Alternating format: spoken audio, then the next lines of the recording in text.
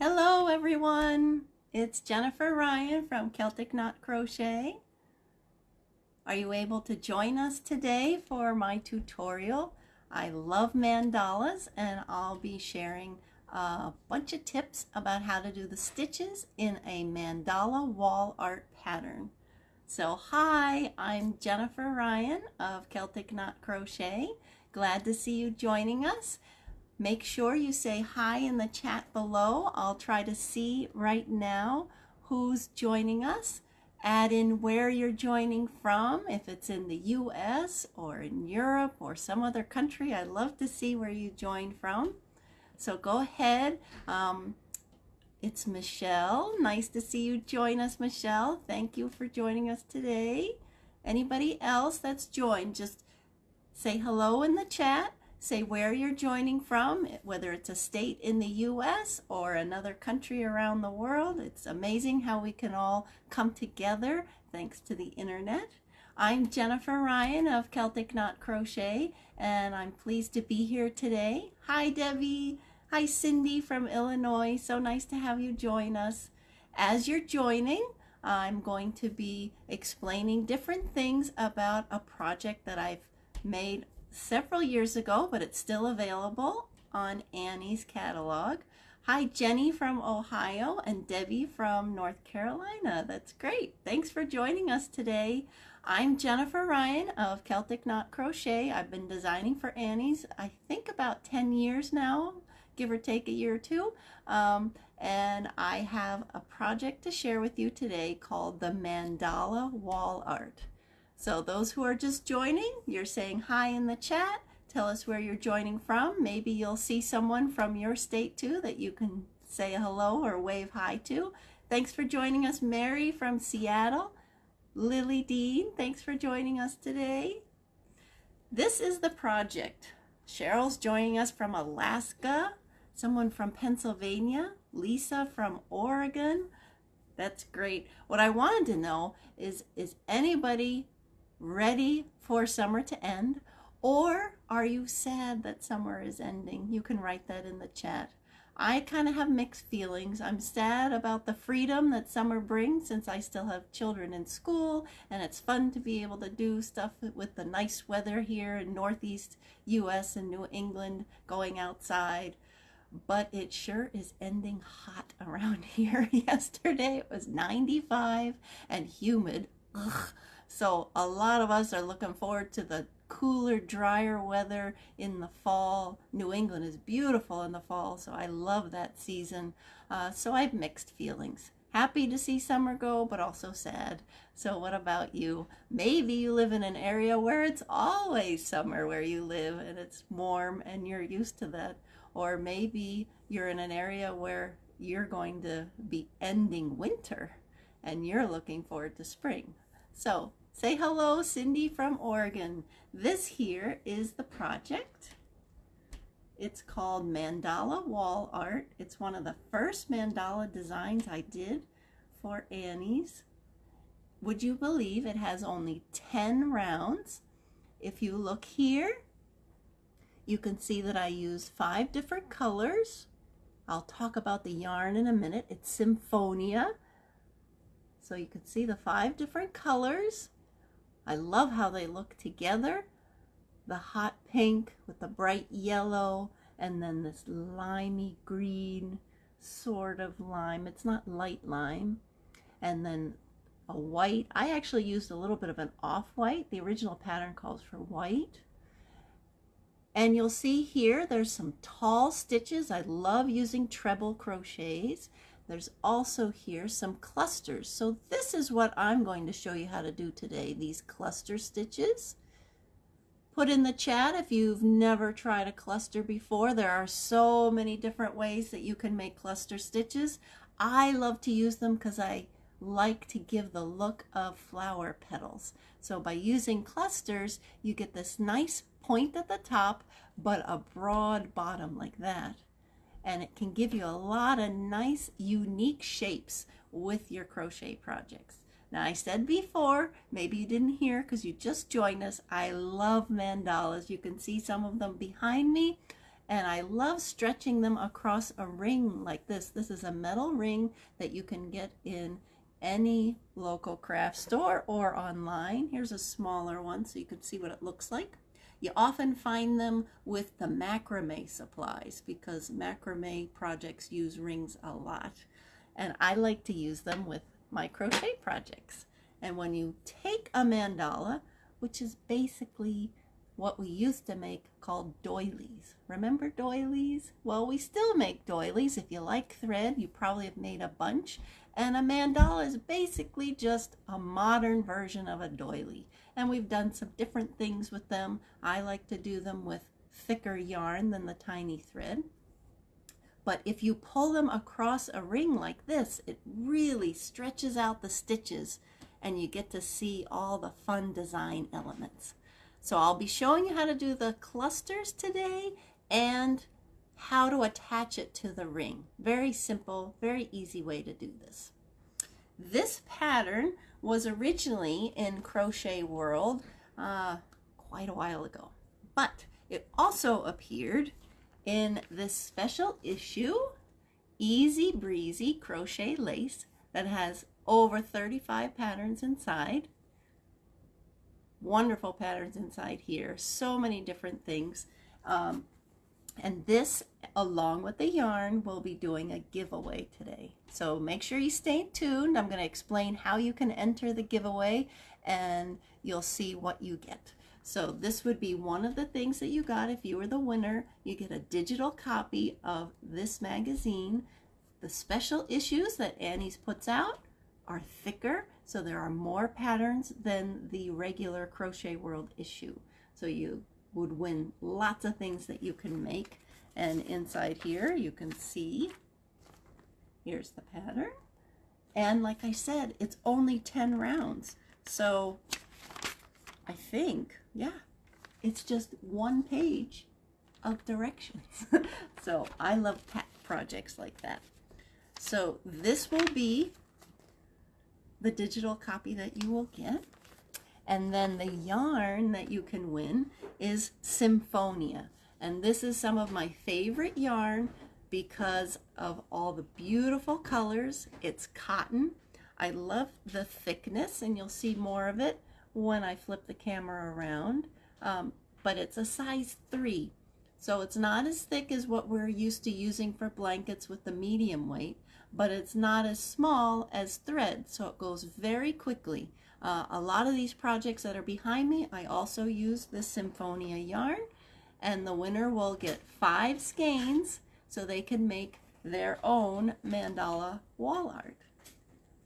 And again, you can pick the same colors that I chose, or you can pick colors that go with your decor. It doesn't matter, you get 5 skeins. So this is how you enter the giveaway. We did this last month, and there was a lucky winner out there who won some Symphonia yarn, and they entered this way. Just pop on over to my blog, which is celticknotcrochet.com. You'll see the link in the description below, and you'll see right there a blog post with a picture of this mandala. And you just click on the read more, and it'll say, welcome to my blog. Thanks for watching me on Annie's Facebook page. And just scroll down, read the post, and then just add a comment. You could say what colors you would like to do. You could say if you've made mandalas before. You could say who you thought you might want to make it for, because it makes a great gift for someone. So just leave a comment. Very easy to do. All the directions are there. You just type it in and hit enter or submit, and there you go. And you'll be entered in the drawing. If you're watching this on the replay, you can still enter as long as it's before Tuesday, the last day in August, August 31st. And the next day, September 1st, I'll pick the winner, contact you via email, and we'll get the ball rolling so you can get your prizes. So make sure to enter, because this is great yarn, and who doesn't love getting yarn in the mail? Yarn! I love yarn. So let's get to explaining some of those stitches. So I'm going to turn my camera so you can see how to do the cluster stitches. All right, so just give me a moment here. I'm going to turn, you're going to see my ceiling for a second there. All right. So I've already done here the very beginning with thicker yarn so it's easier for you to see. So if I show you here on the actual project, you can see the nice tall treble crochets that make the spokes of the center, and then I put some chain spaces in between so I can fit these clusters. Now what I wanted to explain, if you've never done clusters before, or maybe you have but you've just followed the directions and you really didn't understand what you were doing, the first cluster of every round is always going to be a little bit different than all the others. And that's because you need to get the height of the cluster first. So if I tried to do the first cluster the same exact way I did the other ones, I would have a very crumpled up, messed up cluster. So every time you see clusters in a project and it says beginning cluster, it just means that you need to do a little chain at the beginning so that you can get the proper height. So I'm going to show you the difference between the two. So here, I'm ready to start my cluster right inside this chain space. For the actual project, I would start a new color, but I'm going to show you with the same color. And I'm going to chain 3.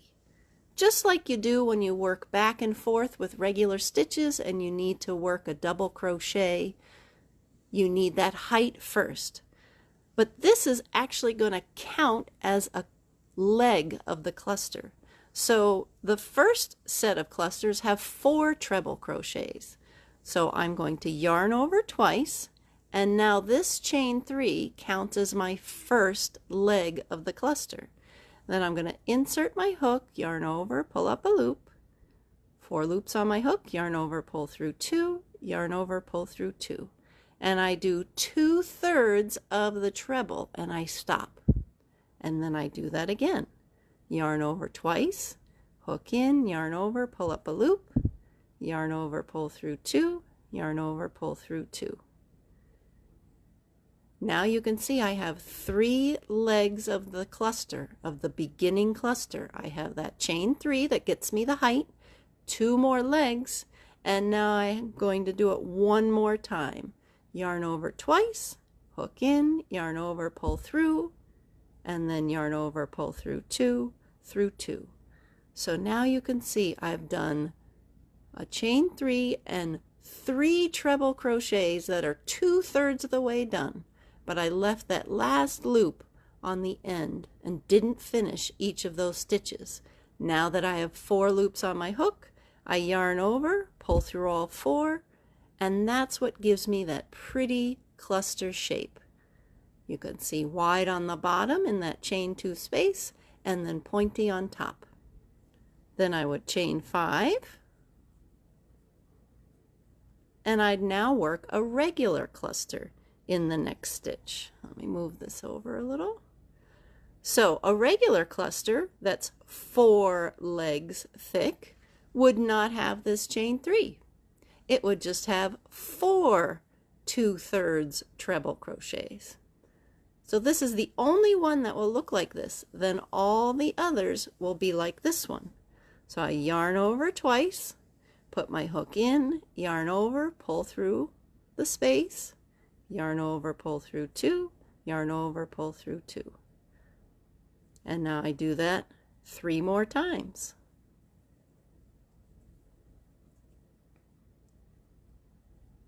Treble crochets always start with a double yarn over,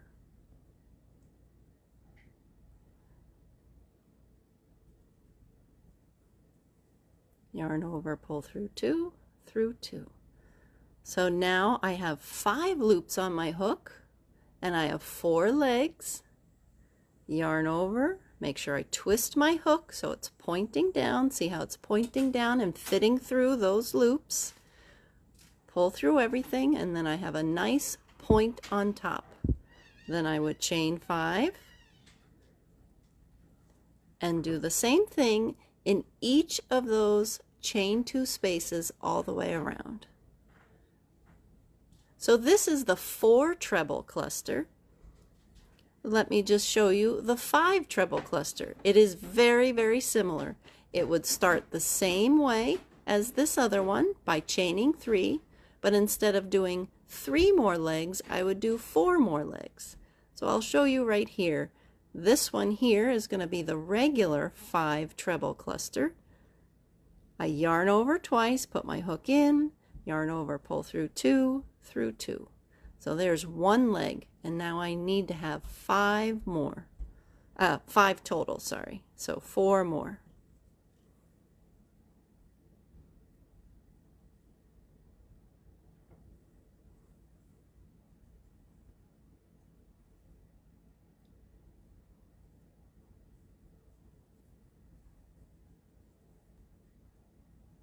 So there's 4, yarn over twice,